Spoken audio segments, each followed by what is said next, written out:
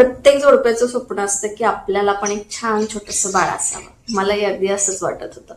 पण मला एक नाही तब्बल 25 डॉक्टरांनी सांगितलेलं की तू आई होऊ शकत नाही.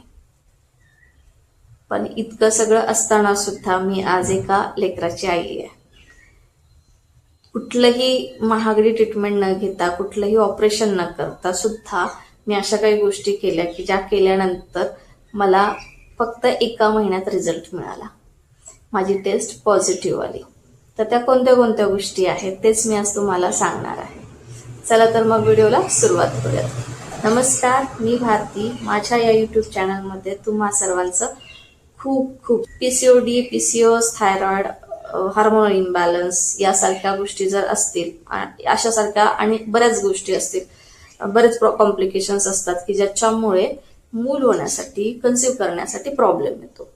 मग त्यासाठी आपण भरपूर दवाखाने करतो, भरपूर उपचार करतो, जो कोणी काही सांगेल त्या सगळी, आणि इतकं सगळं करूनही, इतक्या सगळ्या गोष्टी फॉलो करून सुद्धा, इतके हॉस्पिटल करून सुद्धा कन्सीव्ह होण्यासाठी प्रॉब्लेम येतो. बऱ्याच जोडप्यांना हा त्रास सहन करावा लागतो. मीही त्यातलीच होते. मलाही ह्या सगळ्यातून जावं लागलं. फक्त माझा प्लस पॉइंट असा होता की मी ट्रीटमेंट अशी प्रॉपर घेतलीच नव्हती. आणि जेव्हा घ्यायला सुरुवात केली तेव्हा डॉक्टरांनी मला सरळ सांगितलं की तुझ्याकडे तुझा AMH कमी असल्यामुळे तुला हा प्रॉब्लेम येणार आहे. त्याच्यामुळे तू आई होऊ शकत नाही. आणि जरी तू टेस्ट ट्यूब बेबी सारखी ट्रीटमेंट जरी घेतली तरी सुद्धा ती सक्सेस होईलच याची काही गॅरंटी नाही आहे.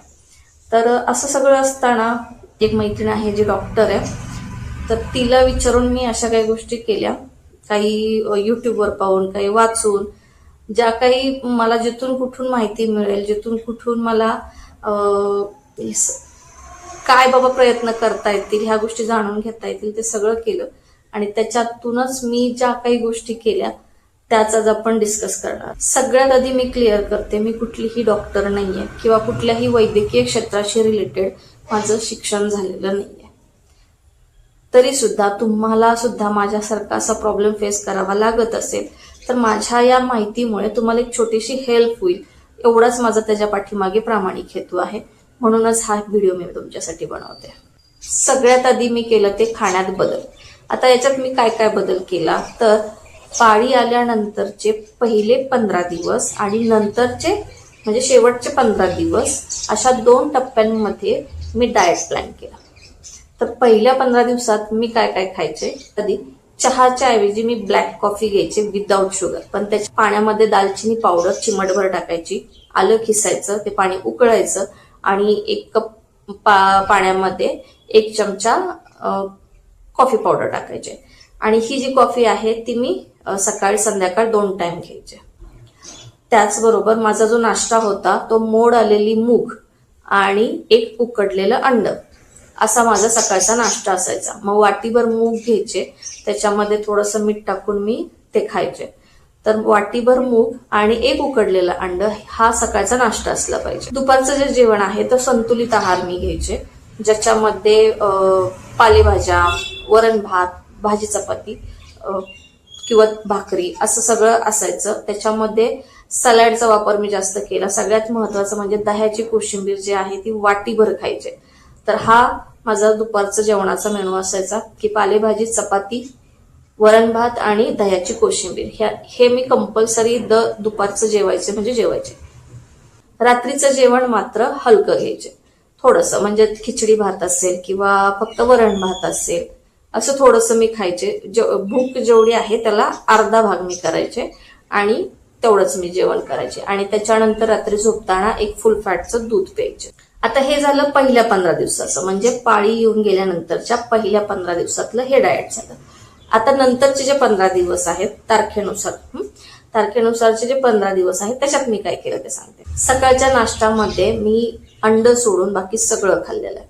पोहे, उपमा, इडली, डोसा, अशा सगळ्या प्रकारचे पराठे, या सगळ्या प्रकारचा नाश्ता मी नंतरच्या 15 दिवसात केलेला आहे.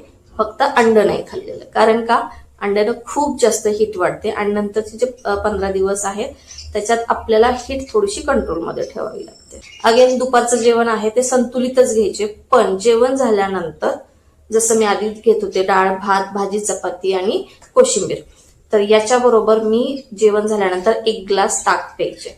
नित्य नियमाने माझं असायचं की दररोज दुपारी जेवण झाल्यानंतर 1 ग्लास ताक प्यायचे. फळं खायचे. याच्यामध्ये व्हिटॅमिन सी युक्त जी फळं असतात तर ती खावीत भरपूर प्रमाणामध्ये.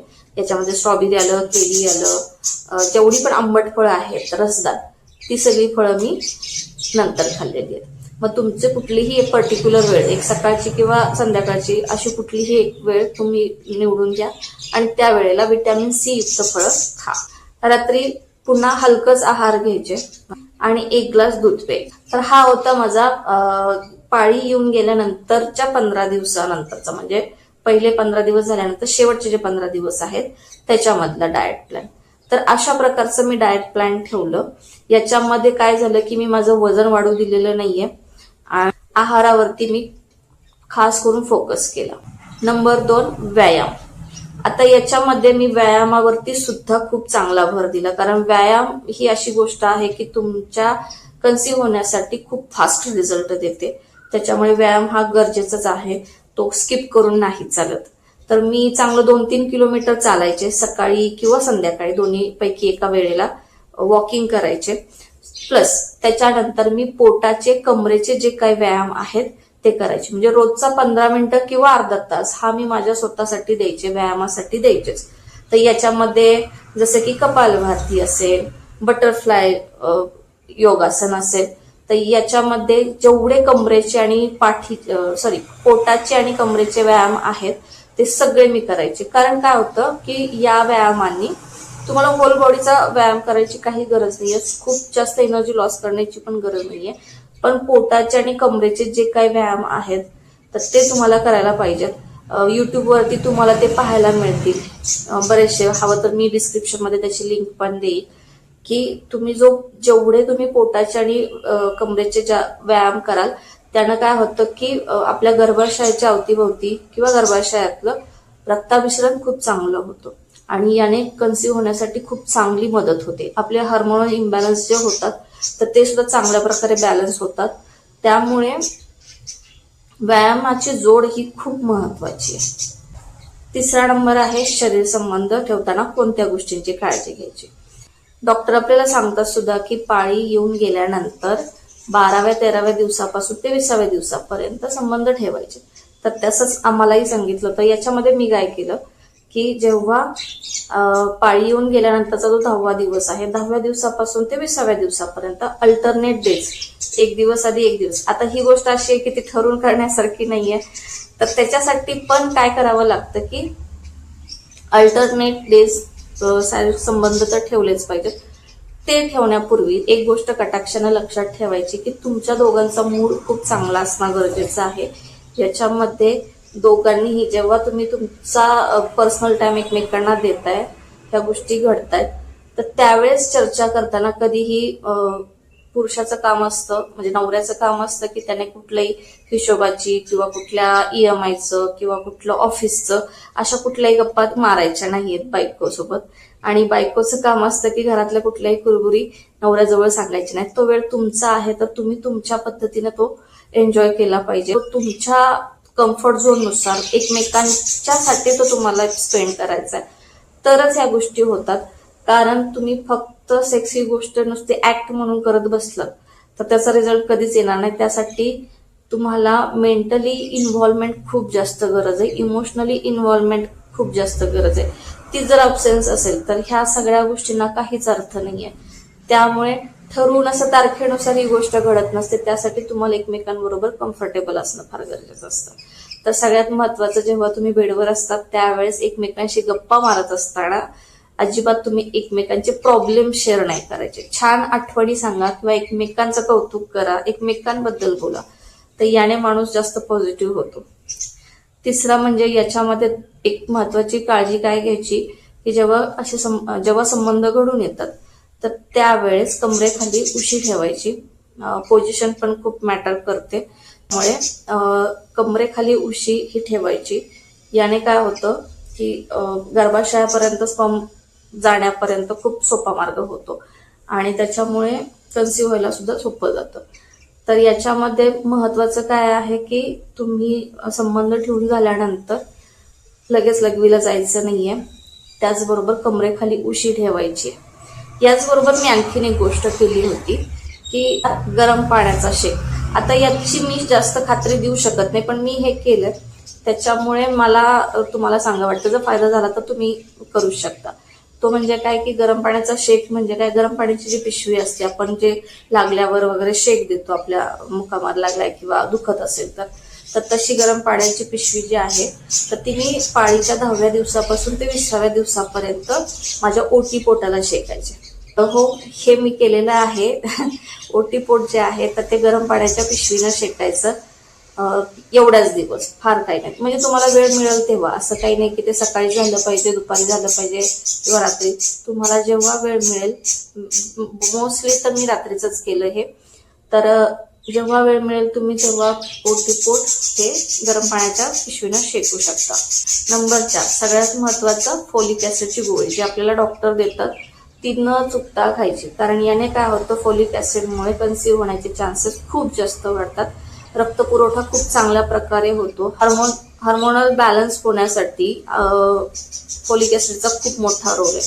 त्याच्यामुळे ही गोळी अजिबात चुकवायची नाहीये, ही घ्यायची म्हणजे घ्यायची. आता नंबर 5, हे अत्यंत महत्वाचं आहे. काही लोकांना ही गोष्ट वेड्यासारखी वाटेल, पण हे मी केलेली आहे आणि याचा मला जास्त फायदा झाला असं मला वाटतं. ह्या सगळ्या गोष्टी तर मी केल्यात, पण ही जी 5व्या नंबरची गोष्ट आहे जे मी केलेलं आहे त्याचा सिरियसली फायदा होतो. त्याच्यामध्ये काय करायचं ते मी सांग.